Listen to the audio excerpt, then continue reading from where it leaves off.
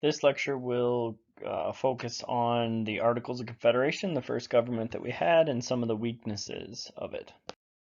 The Articles of Confederation was the very first government that was adopted by the Continental Congress in November of 1777, and it was just kind of this loose connection, this loose union of states under the authority of Congress. So union is just kind of like a connection. What would happen is once a year, a delegation, so a group of people from each state that were selected by that state, would come together and meet. This was called Congress. It was the whole government. There was no executive branch, there was no judicial branch, just Congress, and that's it.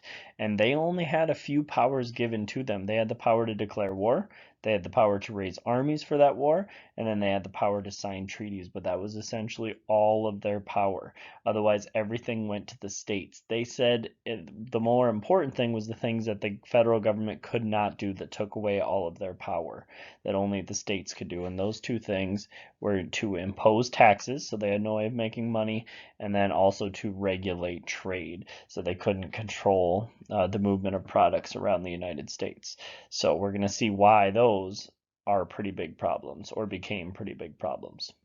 So in order to make any money, since they couldn't tax or control trade at all, the government had to rely on the states for giving some money to the government from their tax pool. And so they either had to rely on the states, and the other thing they started to do to make money was they started to sell off some land, and they sold off land that they owned that was on the west side of the Appalachians. And so they put into effect the Land Ordinance of 1758, and all of that land, they took it and they arranged it into these boxes that were 6 miles by 6 miles, and you can see that right over here. They called them townships, and then they arranged those townships into 36 1 mile by 1 mile sections, and then they were able to sell them off based on the price of a full section, a half section, a quarter section, all of these different things, and it just made it easier to break down the land and sell it, as opposed to just saying, well, this area, you could say it's township section 2 or whatever it is. And so it just made it easier for them to sell it off. And so they did that, and then they passed something called the Northwest Ordinance, which created a brand new territory called the Northwest Territory.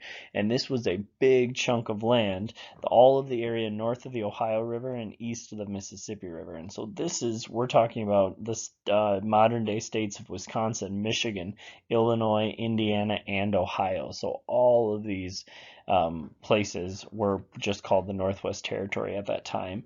And over time, it would be split into many territories. And then when each territory hit 60,000 people in population, they could apply to be states. And they could either be let in or not let in based on how it was run in the government and all those kinds of things.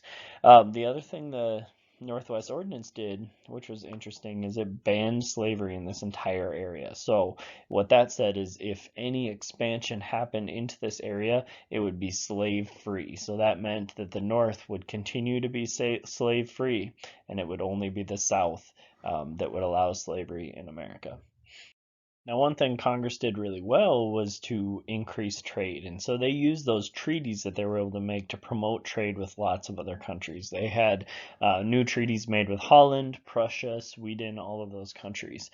They had an old treaty that they still had together with France that allowed them to trade, allowed Americans to trade with the colonies in the Caribbean, which kind of helped pick up some of that lost trade that they had with England.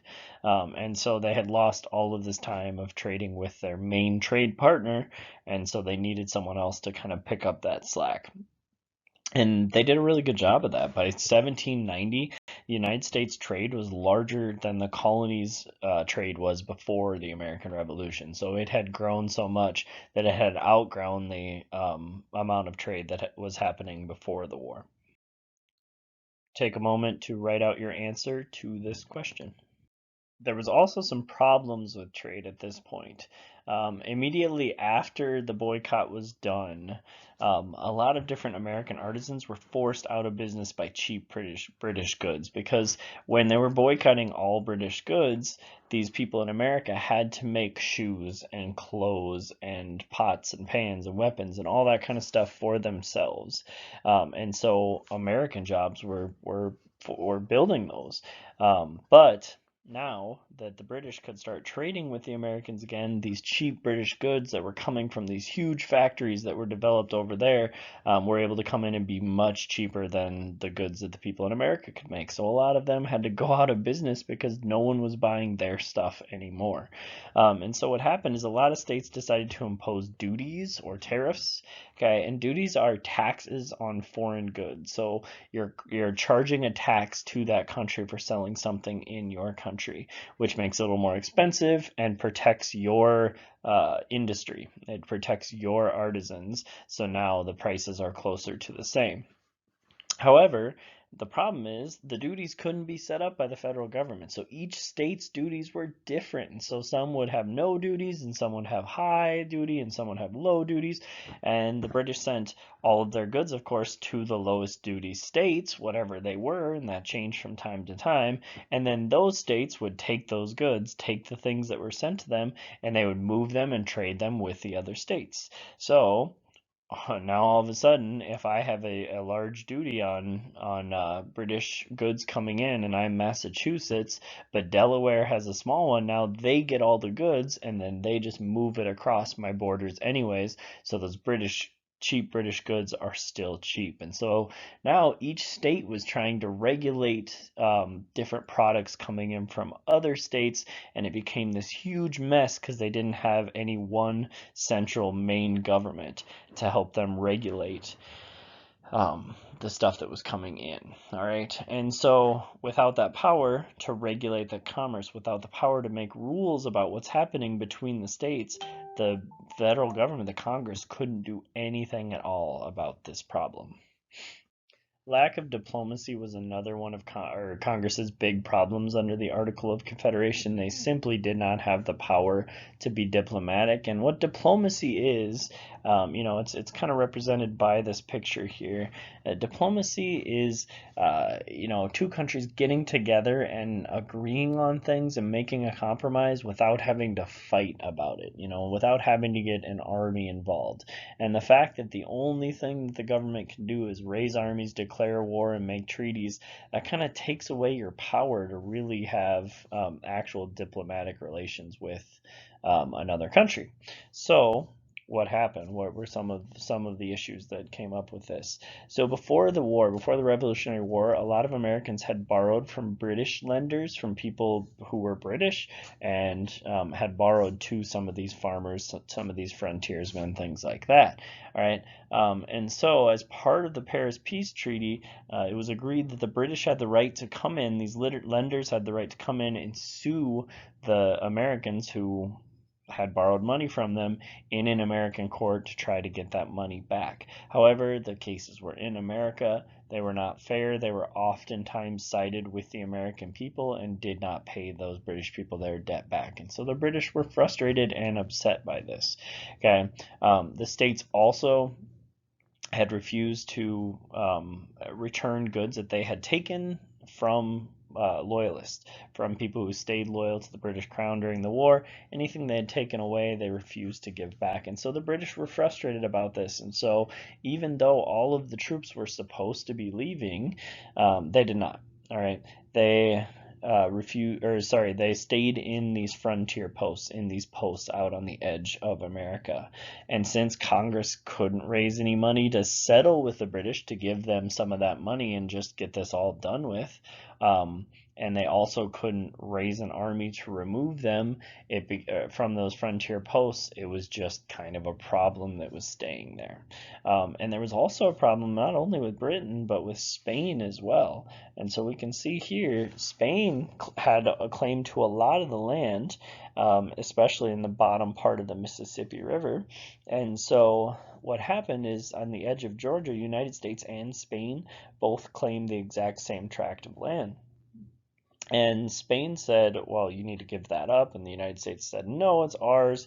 And they couldn't agree with it or agree on it. So Spain said, fine, we'll just close off our land to you then, which includes this land right on the southern part of the Mississippi River that allows you to use that Mississippi River to get out to the ocean. And so all of these farmers on the frontier who were way out away from the coast who needed that Mississippi River to ship their goods were kind of out of luck here. Okay, and the Congress just could not solve any of these issues diplomatically because they lacked the power, they lacked the funding, they didn't have money to be able to make this happen.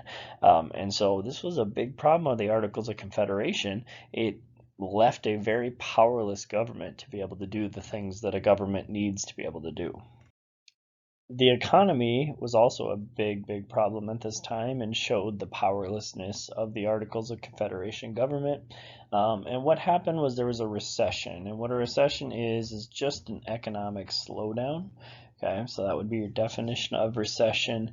And during this recession, all prices started to fall, and so the prices of farms started to fall, and farmers were really hurt the most because they had a whole lot of debt. They had borrowed a lot of money to buy their farm, to buy supplies, to do all that kind of stuff, and they did not have a whole lot of money to pay it back. Also, the states were in debt because they had just been fighting this huge war and they had taken out bonds, they had taken out loans from people, and those people wanted the money back. Okay, and so what farmers wanted was for the states to make paper money.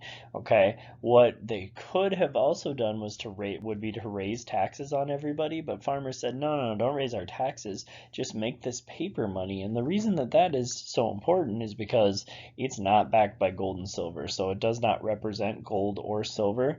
And so very quickly inflation started to happen, and that money, the exact same money, started to become worth less. And that's a good thing if you owe somebody a whole lot of money because you can pay back debts with money that is getting less and less valuable as it goes on, right? So if it's becoming less valuable, I'm actually paying you less value back than what you borrowed to me at the beginning because I was able to get more for that money than I would be now, even if it's the same dollar amount. So it's kind of a tricky concept, but that's the basic idea. And so if this paper money happened, then people could pay back the debts with money that's losing value, which is good for people in debt, but very bad for lenders because you lend out a certain amount of buying power and you get back less buying power, which is not good. And so what this showed, and the weakness that this showed in the Articles of Confederation, is that if we didn't properly design a government, it could be used to use popular opinion, to use the power of the people to steal money from other people. So if there's more poor people, then they could actually steal money from the wealthy by changing government policies, as they did there. Take a moment to write out the answer to this question. So Shay's rebellion then kind of was the last failure that really caused a lot of people to want to join up and actually change the Articles of Confederation. And this happened in 1786. And what happened is Massachusetts government, instead of making paper money, decided to actually raise taxes. And so what happened is this affected and hurt the poor farmers the most. And so the poor farmers with these new taxes found it impossible for them to pay these new taxes, to pay their mortgages, which they had borrowed for their farm, and to pay their debt. And so a lot of them faced the probability of losing their farms. And so they were kind of in this area where foreclosures were starting to happen and their farms were starting to get taken away from them. And so as they're frustrated, in late August of 1786, a group of really angry farmers in western Massachusetts came together under the leadership of this man named Daniel Shays, who was a captain in the Continental Army. and started to rebel, started to fight back. And so he was a bankrupt farmer, a former captain in that army, and he and these men went and started to close down courthouses and block them from doing their work so that no farm foreclosures could happen. And so that kind of stopped the bleeding for just a little bit. And then they decided they would make this rebellion even larger, and he took 1,200 farmers, went to the state arsenal, which is the place where you keep the weapons, and his goal was to take the weapons and march to Boston and make them change, or make those changes to the government. However, the governor at that time sent a force to stop this rebellion from happening, but the force was not able to get there before the farmers got there.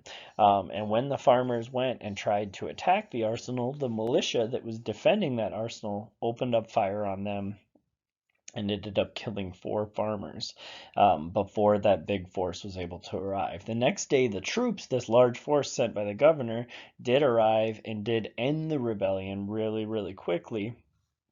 And so, was the rebellion a huge deal?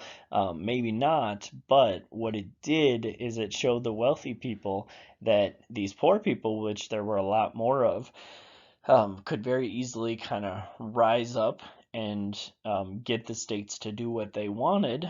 And that might end up taking away these wealthy people's property, taking their property rights away, taking their money away, all of these different things. And so it scared them, because if the government was just going to listen to whatever the poor people said, then that was a huge risk to the people that had made the money and were rich.